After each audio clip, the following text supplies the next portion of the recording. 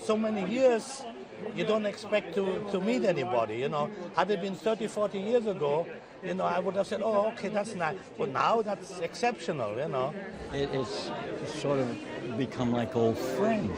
There were pockets of resistance. You know, because initially, you know, coming on the train, I would never expect ever.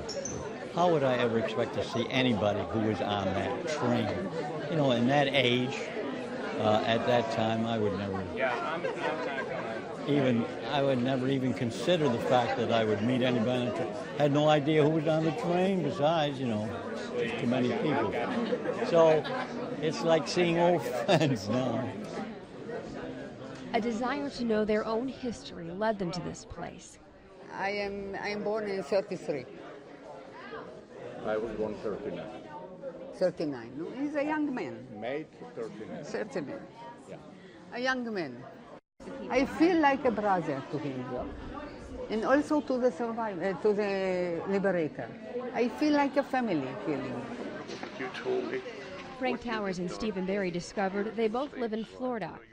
He sent me Christmas cards, he sent me birthday cards, congratulation cards. Well, it's amazing. It's just hard to believe, because it was really not his duty, what he did and the way he did it.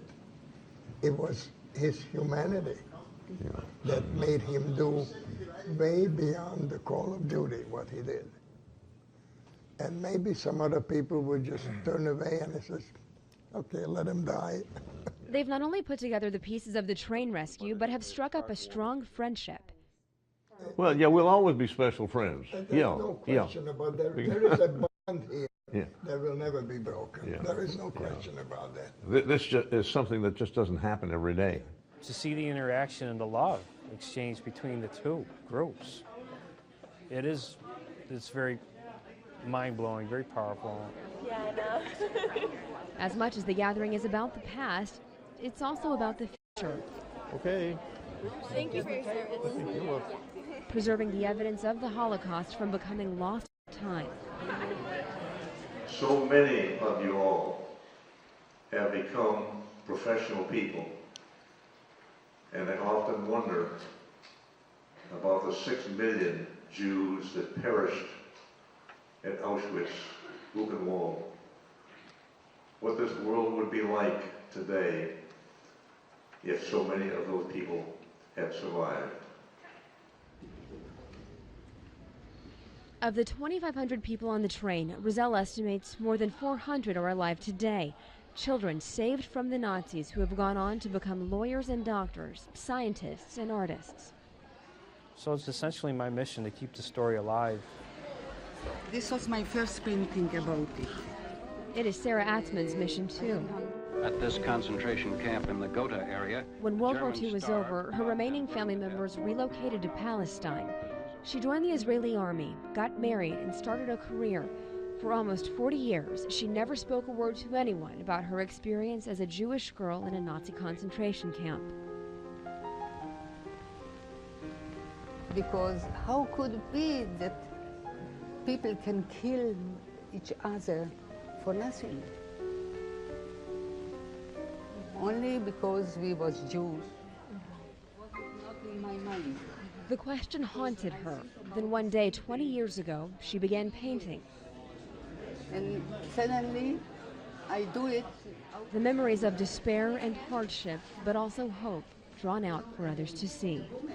I need to speak about, I need to talk it out. And second, I need to convey the message to the next generation. And I hope that people will understand what happened and they will not let that can happen again. Sarah's works are now displayed in permanent exhibitions around Europe, including Germany. At Hudson Falls High School, the artist showed a series of paintings she's giving to the United States Holocaust Memorial Museum in Washington, D.C., including a piece she created to honor her liberators.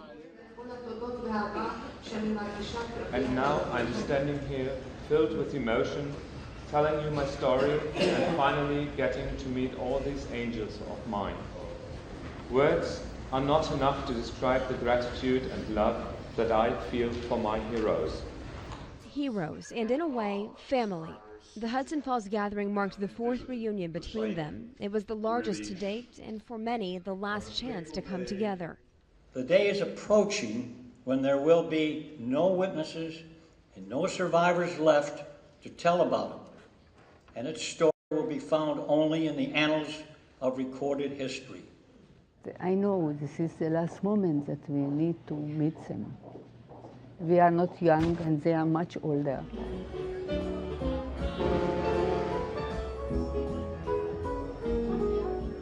Many of the Liberators are in their 90s now. Though this meeting with the survivors has brought them full circle, traveling isn't as easy as it once was. They know time is running out.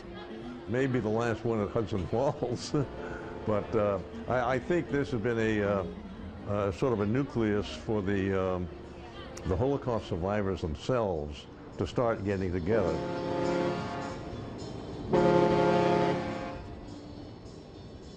Yeah. Now, I don't know if you're, I don't remember when this was, but this may have been not much later. These are my parents. Yeah, that looks like a pre-war picture. A pre-war? That looks like a pre-war picture. Oh, I would have thought. Your father is nice and plump. If it had been after the war, he'd have been skinny. Skin and bones. I thought maybe you would recognize him, but probably not. Their story continues. Since Frank Towers returned from New York, 4 more Holocaust survivors have found him. Kupfer, Alexander. That's me. Born in Krakow. Right. And you're the only one listed here, and I don't know why your parents would not be listed. I thought maybe because my father got the documents. When Alex Kopfer read about the gathering online, he traveled from his home in Tampa up to Camp Landing, hoping this historian could help him remember. How many cars were in that train? I really don't know. Kopfer is from Belgium. He was just a child when his family was captured. He doesn't remember much about Bergen-Belsen or the train. He doesn't even know if he ever met Frank directly. But it doesn't matter. Yeah, 16 kilometers from Magdeburg. He's grateful for Towers and every other American soldier. Maybe not so much now, but frequently you hear people saying that the United States shouldn't get involved here and there. You know, and I cannot subscribe to that view since I was rescued by American troops. This is me. Yeah. Frank doesn't consider any of the survivors strangers. We just met just a few minutes ago. Yeah, for the first time in 65 years. I remember him out there. In the past couple of years, he's been in touch with more than 150 of the people the Americans discovered on that German hillside. He's made trips to France and Germany to speak about the experience and to watch others come full circle. Well, anything that brings people together like this enriches my life, because I feel good about it, because Sarah and Fred and the others meeting Carol Walsh and Bill Gast and myself and Frank and Mr. Barry. They probably had those at Bergen-Belsen. Despite the miles and in some cases oceans that separate the Liberators and survivors now, they keep in touch. We have a big discussion which one. The presentation of this painting to me was a total surprise. 2 months ago, Frank received the painting Sarah Atzman created for them. The painting depicts the rail line coming from Bergen-Belsen. It symbolizes the struggle the survivors were able to overcome thanks to the infantry soldiers and the tank battalion. To Frank's surprise, she sent it to the Camp Landing World War II Museum.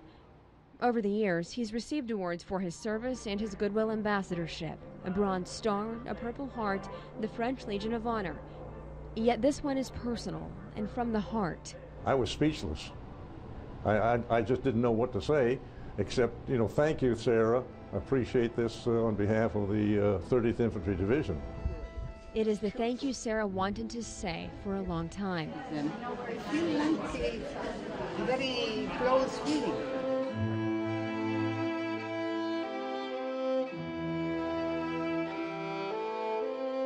The Nazis may have forced them down a path of darkness, set them on a track headed for the final solution. But out of nowhere came a light. Because the color gives a life for the painting, you know?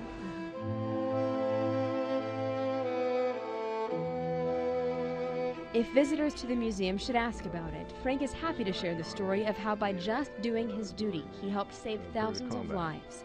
He was in the field artillery. It gives me a lot of satisfaction that I had a small part to play in setting them on the path to a new life. As one of them remarked to me, we were born again. Our life started all over again for us. Because it was an impossible dream.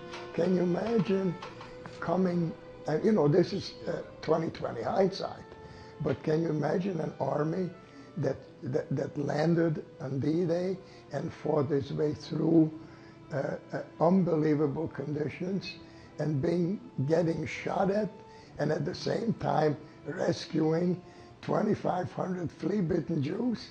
I mean, it's just, if you tell this to somebody, you say you're lying. It just didn't happen, but it did. The rescue of the train near Magdeburg linked the liberators and the survivors in a way that surpasses time. All right, everybody looks good. That looks good. Can we switch knees now? One more. After all, this moment was 65 years in the making. The words are too small to say them. Okay, here we go. What can I tell them? That they give us life and future. This is the future.